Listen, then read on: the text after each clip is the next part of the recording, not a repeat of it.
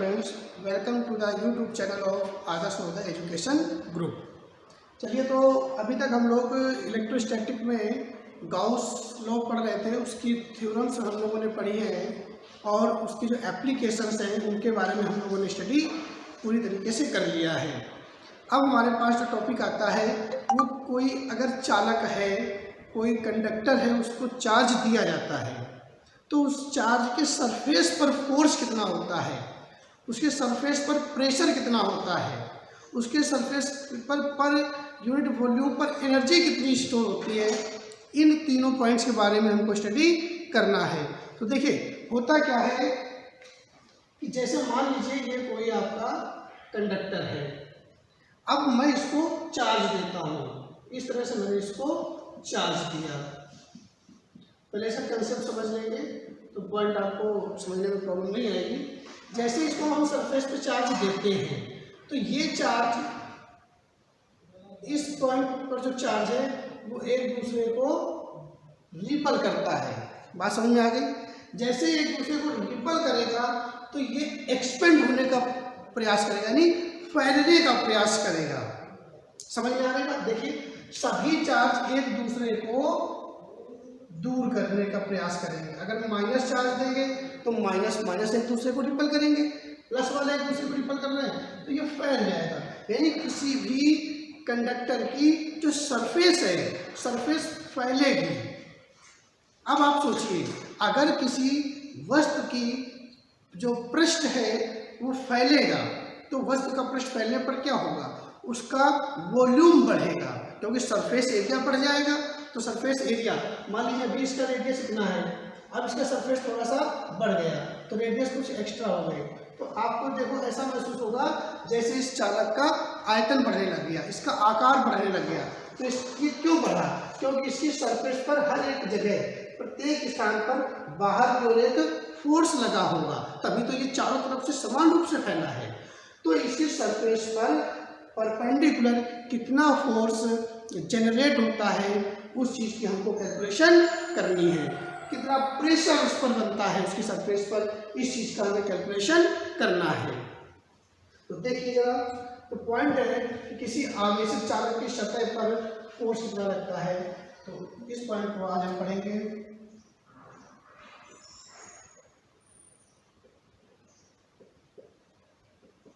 किसी आवेशित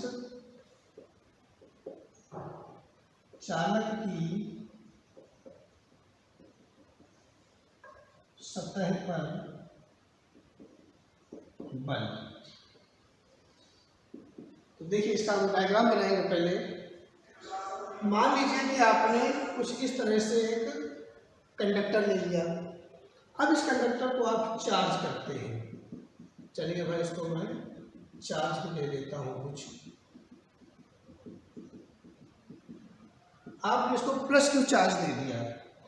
इसका एक कोई आप यहाँ से अल्पांश ले लीजिएगा। ये मैंने अल्पांश, यहाँ नाम डाल दीजिए कुछ, ए बी मैंने एक अल्पांश ले लिया। इस अल्पांश के ठीक बाहर एक पॉइंट ले लिया मैंने पी, और इसके ठीक अंदर एक पॉइंट ले लिया मैंने क्यू। ये पॉइंट बिल्कुल उसकी सरफेस के समीप है, नज़दीक है।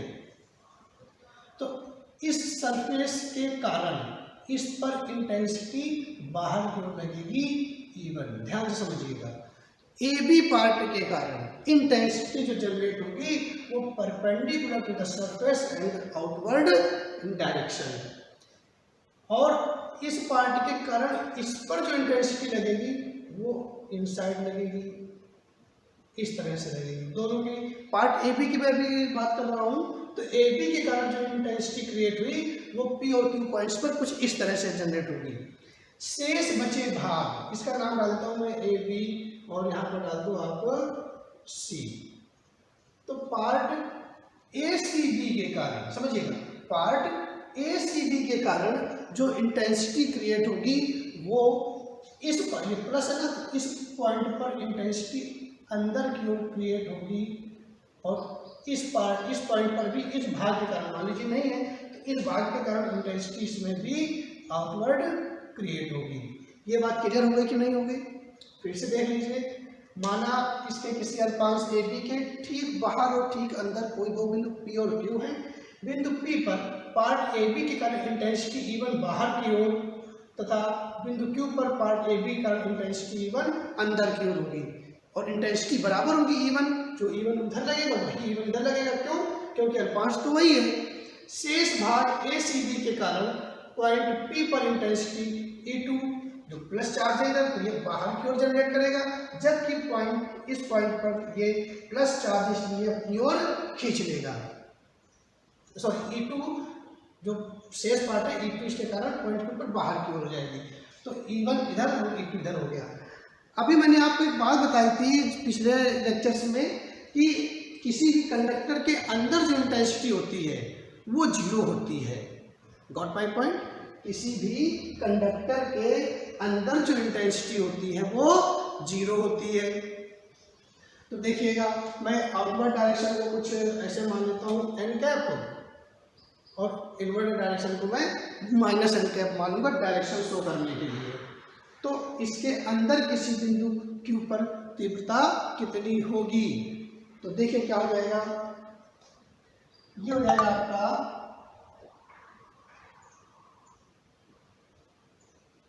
बिंदु Q पर तीव्रता, इस पर जो नेट इंटेंसिटी होगी वो हो जाएगी जीरो। और नेट इंटेंसिटी यहाँ पर मैं Q पॉइंट डाल देता हूँ ताकि ध्यान रहेगा। तो Q पर इंटेंसिटी हो जाएगी E1 माइनस E2।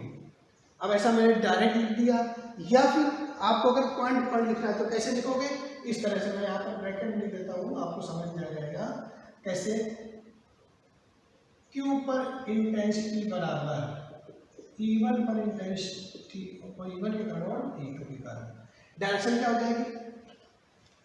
इस डायरेक्शन को आपने एन कैप माना है, तो E2 जो होगा वो एन कैप पर होगा और E1 माइनस एन कैप पर हो जाएगा।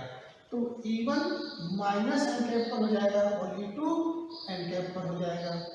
कोई प्रॉब्लम वाली बात नहीं है। यानी कि ये बन गया जो EQ का मैग्नीट्यूड हो जाएगा वो E2 माइनस E1 हो जाएगा।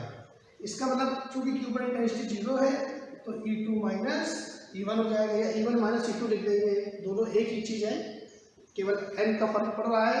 अगर मैं n कैप की डायरेक्शन को अंदर का मान लूंगा तो E1 माइनस E2 लिख दिया जाएगा। रिजल्ट हमारे पास आता है कि जो E1 का मैग्नीट्यूड है वो E2 के बराबर है। तो यहाँ पर जब EQ जीरो हो जाएगा तो E1 माइनस E2 अगर जीरो है तो E2 बराबर E1 हो जाएगा। हमें ये पॉइंट कंसीडर करना था, ध्यान रहे दोनों एक ही चीज़ें हैं। E2 माइनस E1 लिखो या E1 माइनस E2 लिखा जाए, वो केवल फर्क n कैप का पड़ता है। इसलिए यहाँ पर मैंने वेक्टर के रूप में नहीं लिखा है, मैग्नीट्यूड के फॉर्म में लिखा है। इस चीज़ को वेक्टर के फॉर्म में समझाने के लिए मैंने यहाँ पर समझा दिया ये चीज़। ओके, तो ये क्वेश्चन नंबर 1 हो गई। या यूँ मान लो कि हमको ये पता चल गया जो E1 का मैग्नीट्यूड है वो E2 के मैग्नीट्यूड के बराबर है। क्लियर भी हो रहा है क्योंकि यहाँ पर इंटेंसिटी जीरो है तो इसका मतलब E1 और E2 बराबर होंगे। सिंपल सी बात है। अब हम बात करते हैं पॉइंट P पर इंटेंसिटी की।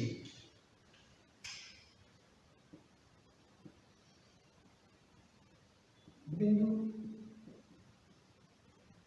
P पर तीव्रता, तो बिंदु P पर तीव्रता के लिए मैं लिख देता हूं EP बराबर E1 प्लस E2। दोनों एक ही डायरेक्शन पर है। अगर वेक्टर फॉर्म के रूप में लिखेंगे तो यहाँ वेक्टर लगा देंगे और दोनों एन कैप डायरेक्शन पर हो जाएगी अकॉर्डिंग टू डायग्राम। ओके, तो ये कोई दिक्कत वाली बात नहीं है, दोनों सम के बराबर हो गया। किसी चालक के बाहर, ध्यान करिए, किसी चालक के बाहर इंटेंसिटी होती है sigma upon epsilon not. Clear है ना? तो इस चालक के ठीक बाहर जो इंटेंसिटी हो जाएगी वो हो जाएगी सिग्मा अपॉन एप्सिलॉन नॉट बराबर E1 का जो मैग्नीट्यूड है वो E2 के मैग्नीट्यूड के बराबर है, जिसको मैं E मान लेता हूँ। ये नॉन वेक्टर फॉर्म में हो गया, याद लिख दोगे क्योंकि E1 का जो मैग्नीट्यूड है वो E2 के मैग्नीट्यूड के बराबर है, परिमाण के बराबर है। शब्दों पर ध्यान दीजिएगा मैं बोल क्या रहा हूँ। ओके, कुल मिलाकर के हमारे पास अगर वेक्टर फॉर्म हो गए तो एन कैप लगा दिया जाएगा। इसका मतलब जो 2E की वैल्यू है वो है सिग्मा अपॉन एप्सिलॉन नॉट, तो E की वैल्यू क्या हो जाएगी 2 अपॉन में आ जाएगा। This is the intensity at the outer point of conductor. Okay, ये कंडक्टर के ठीक बाहर इंटेंसिटी हमारे पास सिग्मा अपॉन 2 एप्सिलॉन नॉट प्राप्त हो जाती है। एक्चुअली हमें निकालना है कि इस सरफेस पर फोर्स कितना है। ये पॉइंट सरफेस के ठीक बाहर है, तो इस पॉइंट पर कितना फोर्स जनरेट करेगा। ओके, तो देखिए फोर्स कितना आ जाएगा, इसको मैं ऐसे कर देता हूँ। ये इंटेंसिटी निकालने के लिए मैंने इतना काम किया है, अब फोर्स निकालने जा रहा हूँ। माना अल्पांश ए बी पर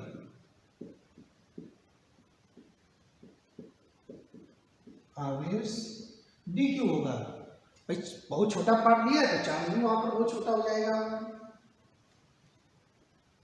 चूंकि इंटेंसिटी बराबर होता है फोर्स अपॉन चार्ज, ये हमारे पास फॉर्मूला होता है, पहले हम लोग पढ़ चुके हैं। तो फोर्स इक्वल टू हो गया E into Q, intensity into charge. अब चूंकि फोर्स आप निकाल रहे हैं अल्पांश के कारण, तो वो छोटा सा भाग थोड़ा सा फोर्स अप्लाई करेगा, और भाग ले लेंगे तो और फोर्स बढ़ जाएगा। पूरे कंडक्टर के लिए इंटीग्रेशन कर देंगे तो टोटल फोर्स निकल आएगा। तो इसका मतलब लिख देंगे हम लोग डी एफ बराबर ई डी क्यू। कोई प्रॉब्लम वाली बात नहीं है। तो डी एफ बराबर हो जाएगा ई डी क्यू, या डी एफ बराबर हो जाएगा what is the value of E. Value of E sigma upon 2 epsilon not, 2 epsilon naught multiply with D Q. ये फोर्स आ गया उस अल्पांश के कारण। चूंकि सिग्मा बराबर होता है total charge upon total area, या D Q upon D S लिख देते हैं। ध्यान आ रहा है ना, पृष्ठ आवेश घनत्व। तो डी क्यू की वैल्यू यहाँ से कितनी हो जाएगी, तो जो डी क्यू की वैल्यू हो जाएगी हो जाएगा सिग्मा डी एस। इस वैल्यू को मैं यहाँ पर पुट कर देता हूँ, मैं बताता चल रहा हूँ कहाँ पर वैल्यू रख रहा हूँ मैं। ये देखिए डी एफ बराबर sigma upon 2 epsilon naught multiply D Q. D Q को लिख दिया मैंने सिग्मा डी एस। तो डी एफ की वैल्यू हो गई 1/2 sigma square upon epsilon naught of D S. ये अल्पांश के लिए। अतः पूरे चालक के कारण पर, अतः पूरे चालक के कारण बल, इंटीग्रेशन डाल देंगे। D F is equal to हो जाएगा integration of half sigma square upon epsilon naught of D S. Okay, F is equal to हो जाएगा आपका integration of 1/2 sigma square upon epsilon naught of D S. This is your answer. अब कभी numerical में आपको ऐसी आवश्यकता पड़ जाएगी कि यहाँ पर जो फॉर्म है वो इंटेंसिटी के रूप में लिखा होगा। किस रूप में लिखा होगा, इंटेंसिटी के रूप में। तो देखिए इंटेंसिटी के लिए हम क्या करेंगे कि किसी चालक के पृष्ठ पर जो तीव्रता होती है, चूंकि चालक के पृष्ठ पर तीव्रता E इज इक्वल टू होता है सिग्मा अपॉन एप्सिलॉन नॉट। तो यहाँ से जो सिग्मा की वैल्यू आ गई वो हो गई epsilon naught multi with E। ठीक है ना बच्चों। अब इस वैल्यू को सिग्मा की वैल्यू यहाँ पर मैं पुट करता हूँ, तो देखिए फोर्स कितना आ जाएगा। अतः जो फोर्स आ गया वो आ गया आपका integration of 1/2 what is the value of sigma, epsilon not square multi E square, क्योंकि सिग्मा का स्क्वायर था, upon epsilon naught multi with D S. एक एप्सिलॉन नॉट कट जाएगा तो फोर्स जो आ गया 1/2 of epsilon not E square D S. ये आ गया फोर्स। तो किसी भी चालक सतह पर जो टोटल फोर्स क्रिएट होता है उस फोर्स की जो वैल्यू होती है वो कुछ होती है F is equal to integration of 1/2 epsilon not E square D S. Okay, यहाँ पर अगर इसको बाहर निकालेंगे तो डी एस का इंटीग्रेशन मार देंगे, तो डी एस का इंटीग्रेशन अगर ये गोला होगा तो 4πr² लिख दिया जाता है। तो हम जब एनर्जी निकालेंगे इसके प्रति एकांक आयतन में, वहाँ पर इसको हम लोग इंटीग्रेशन करेंगे अगले लेक्चर में। तो ये पॉइंट आपको समझ में आ गई बात। इसमें आपको कोई भी पॉइंट अगर आपको क्लियर नहीं है कोई चीज़ प्रॉब्लम आ रही है कि ऐसा क्यों लिखा गया, तो वो आप कमेंट बॉक्स में डाल दीजिए, आपको पॉइंट्स मैं क्लियर कर दूंगा। अब हम लोग पहुंचते हैं कि ये प्रेशर कितना जनरेट करता है। ये जो सरफेस पर, भाई अगर आप सोचिए कि कोई, जैसे हम लोग पानी का बुलबुला पढ़ते थे, अगर वो अंदर का प्रेशर बढ़ता था तो सतह पर बल लगता था, तभी तो उसका वॉल्यूम बढ़ता था। तो यहाँ पर भी तो वही कहानी हो रही है कि चार्ज बढ़ा, फोर्स लगा, वॉल्यूम बढ़ा, इसका मतलब अंदर से एक काल्पनिक प्रेशर क्रिएट हुआ होगा, भाई तभी तो वॉल्यूम बढ़ रहा है। उसके सरफेस पर परपेंडिकुलर बॉडी को फोर्स लग रहा है तो अंदर से प्रेशर क्रिएट हुआ है। तो वही हमको बताना है कि इसकी सरफेस पर प्रेशर कितना बन रहा है, उस प्रेशर के बारे में हमको पढ़ना है। तो now we are calculating pressure at the surface of charge conductor.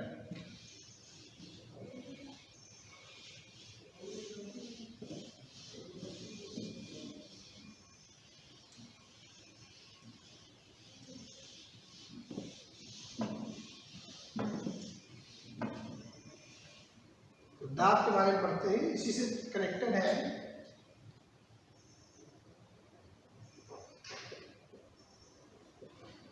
आवेशित चालक सतह पर दाब। ओके, तो कितना हो जाएगा भाई, प्रेशर कितना हो जाएगा? तो इसके सरफेस से जो बहुत छोटा सा पार्ट एलिमेंट लिया है, उस एलिमेंट पर प्रेशर कितना हो जाएगा? तो हमें पता है चूंकि प्रेशर इक्वल टू होता है फोर्स अपॉन एरिया, बहुत ही प्रचलित सूत्र है, बहुत पढ़ा है इसको।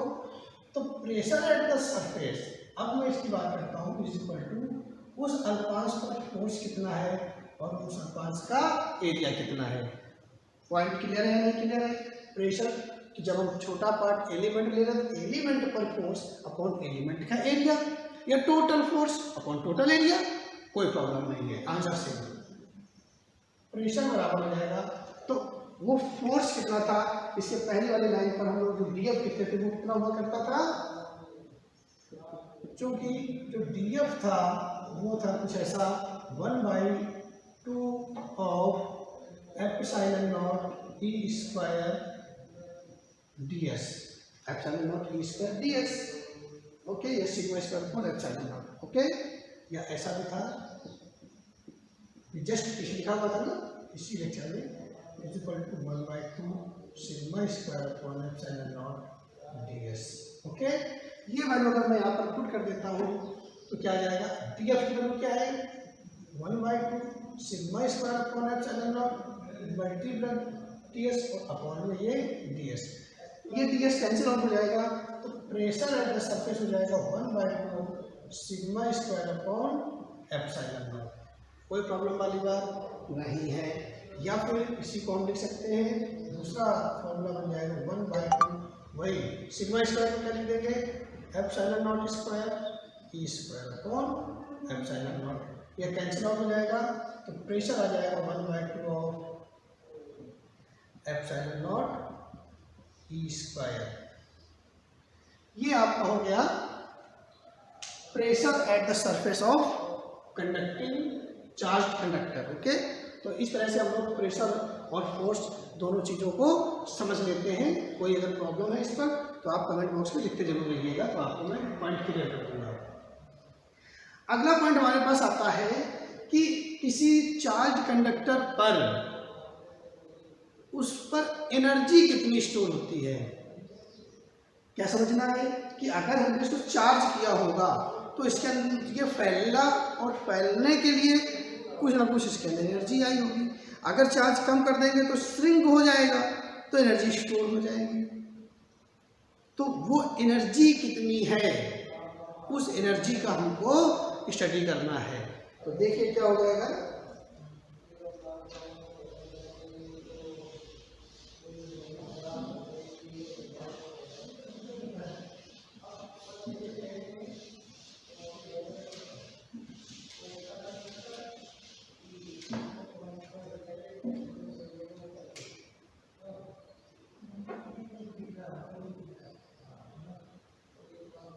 आवेशित चालक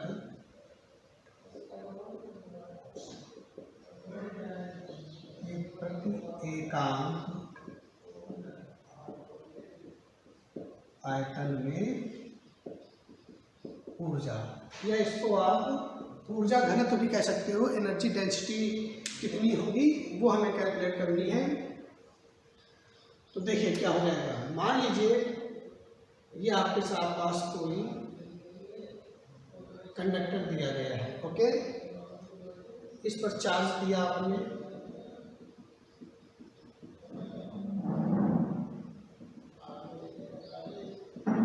तो चार्ज देने पर क्या हो जाएगा, इसका जो स्मॉल आ लेते हैं, चार्ज देने पर ये कुछ फैल जाएगा, जैसा मैंने बताया अंदर से प्रेशर क्रिएट होगा तो ये कुछ फैल जाएगा।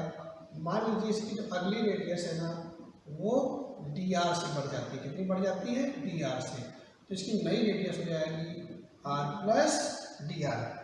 ध्यान रहे चार्ज देंगे तो उसका वॉल्यूम बढ़ेगा, चार्ज कम कर लेंगे तो उसका वॉल्यूम घट जाएगा।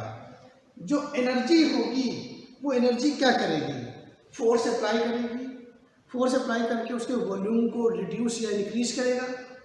तो उसमें जो कार्य करना पड़ेगा, समझ रहे, जो हमें कार्य करना पड़ेगा वही कार्य इसके जितने आयतन में परिवर्तन हुआ उसमें ऊर्जा के रूप में संचित हो जाएगा। जितने आयतन में परिवर्तन हुआ उसमें वो ऊर्जा के रूप में संचित हो जाएगा और उस वॉल्यूम का भाग दे देंगे कुल ऊर्जा में, तो हमारे पास आ जाएगा ऊर्जा घनत्व, यानी प्रति एकांक आयतन में ऊर्जा कितनी होगी। तो पहले हम टोटल एनर्जी निकाल लेते हैं और फिर हम लोग प्रति एकांक आयतन की ऊर्जा निकाल लेंगे। तो देखिए क्या हो जाएगा, इसके अंदर एनर्जी कितनी हो जाएगी, तो किया गया कार्य, ओके,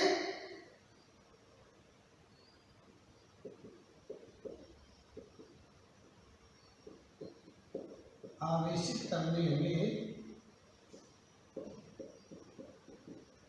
किया गया कार्य ही उसमें ऊर्जा के रूप में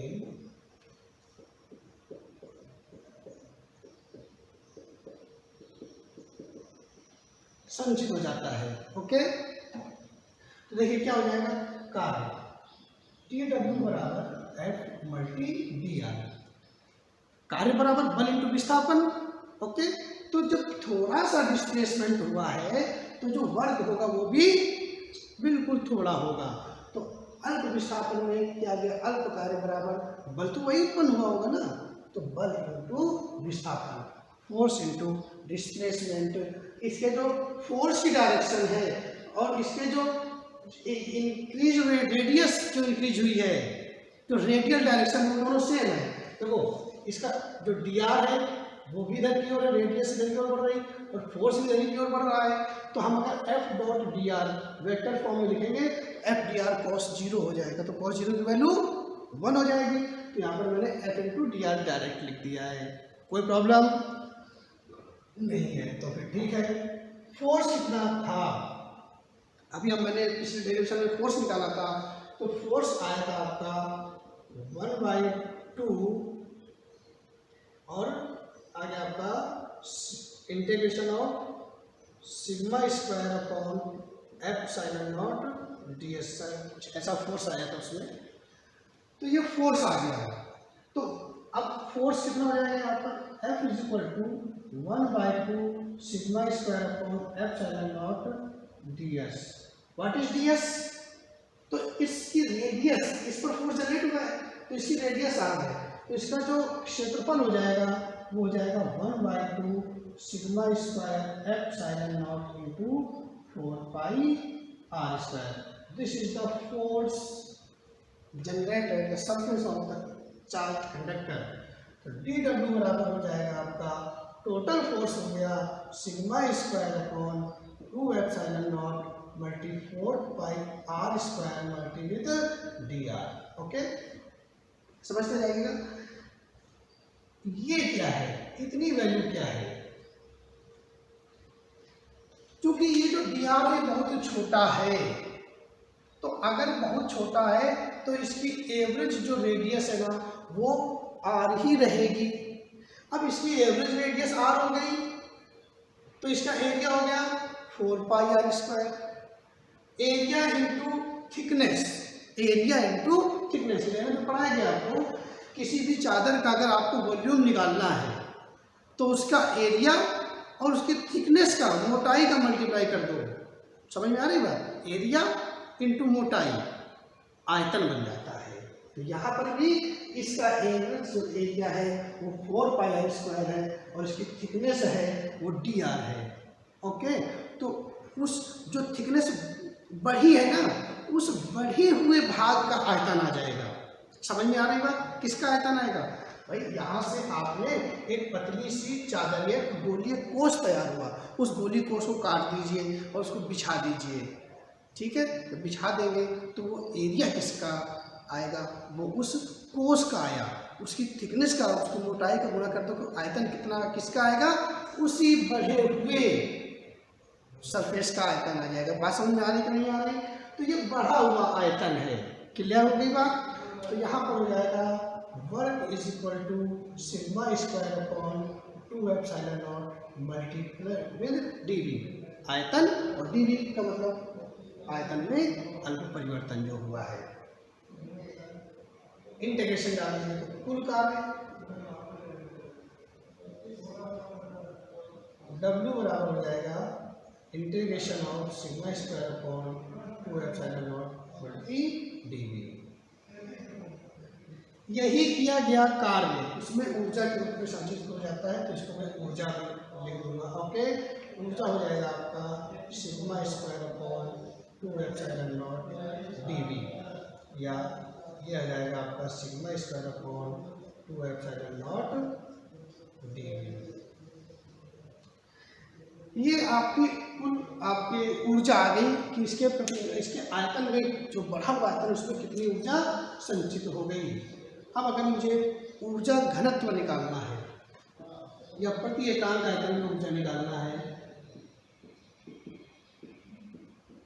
ऊर्जा घनत्व स्मॉल यू से दिखा दें तो कुल ऊर्जा